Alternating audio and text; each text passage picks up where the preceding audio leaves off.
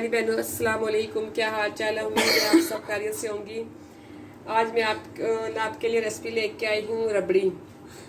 बस मैंने 1 किलो दूध लिया है। मैंने फुल फैट दूध लिया है 1 किलो। और मैंने इलायची पाउडर लिया है 1/2 टीस्पून। मैंने थोड़े से बादाम लिए हैं।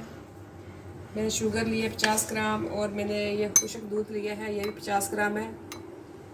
इस दूध को मैं एक्स्ट्रा दूध ये वाला इसमें डाल के मिक्स कर लूँगी और उस दूध में शामिल कर लूँगी। ये देखें, इसको अच्छी तरह मिक्स करना, आपसे लम्स ना बने इसके। आप चाहें तो फ्रेश दूध की मलाई भी इसमें डाल सकते हैं। इसको ज़्यादा इसका डबल टेस्ट के लिए आप दूध की मलाई भी डाल सकती हैं, मोटी मोटी मलाई। इससे भी इससे बहुत अच्छा इसका टेस्ट आता है। ये देखें, चीनी भी बस आप अपने हिसाब से डाल सकते हैं, कम या ज़्यादा कर सकते हैं। मैं चीनी कम डालती हूँ थोड़ी सी, इसलिए आप चीनी ज़्यादा या कम कर सकते हैं। बादाम भी आपकी अपनी मर्ज़ी है, बादाम पिस्ते आप डाल सकते हैं एज़ यू विश। सबसे पहले मैं दूध रखूँगी चूल्हे पे बॉईल होने के लिए। देखिए अभी बस मैं दूध चूल्हे पर रख दिया मैंने, और मैंने चूल्हा तेज़ किया हुआ है। जैसे ही दूध को बॉईल आएगा तो मैं फ्लेम बिल्कुल मीडियम पे कर दूँगी। अभी मैंने चूल्हा फुल तेज़ किया हुआ है। जैसे ही दूध को बॉईल आएगा तो फिर मैं चूल्हा आस्ता कर दूँगी। अभी इसमें बॉईल नहीं आया।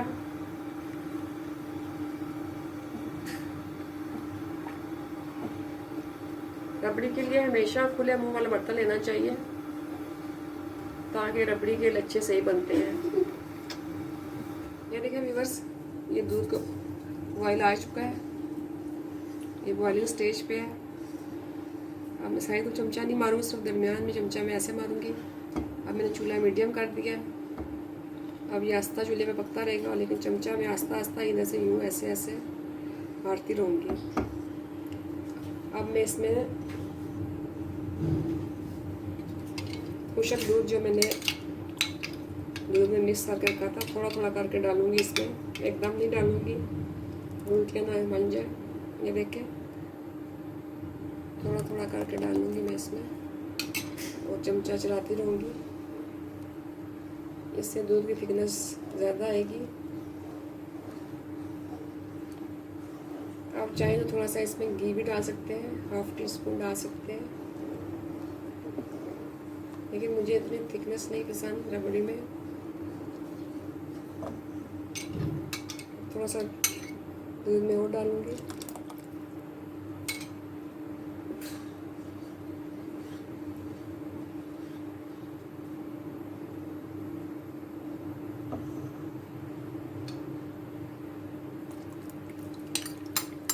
ये दूध मैंने खुश्क दूध मैंने सारा डाल दिया इसमें।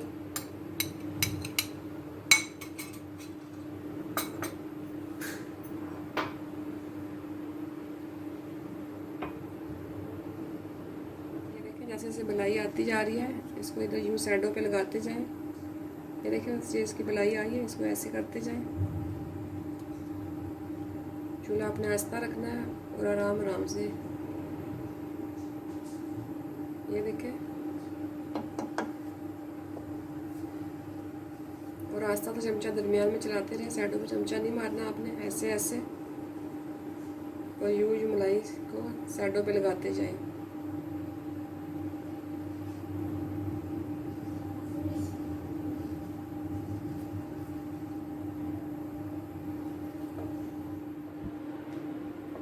ये देखें, इसको मलाई को ऐसे करते जाएं साइडों पे, और इसी तरह दूध को पकाते जाएं आस्ता चूल्हे पे जब तक ये दूध हाफ नहीं रह जाता। मैंने 1 किलो से थोड़ा सा ऊपर लिया था, 1 कप मैंने सूखे दूध में डाला था, 1.25 किलो दूध था। इसी तरह आस्ता आस्ता पकाते रहे, तब इसकी क्वांटिटी हाफ रह जाएगी, फिर ये थिक हो जाएगा।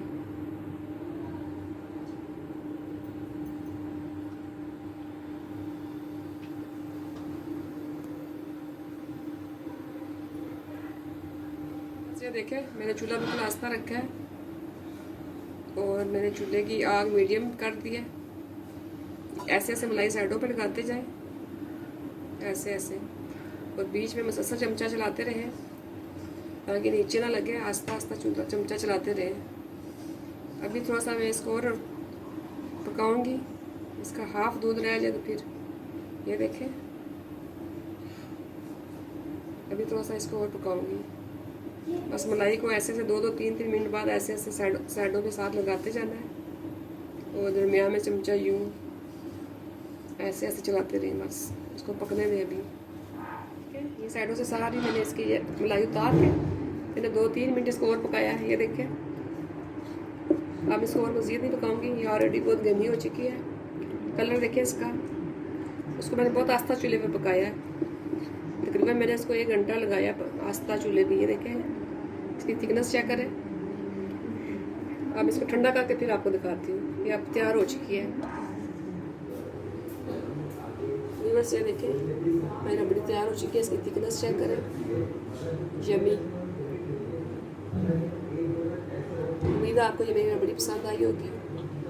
मेरी वीडियो को लाइक करें, शेयर करें, अपने दोस्तों के साथ शेयर करें और मेरे चैनल को सब्सक्राइब करें।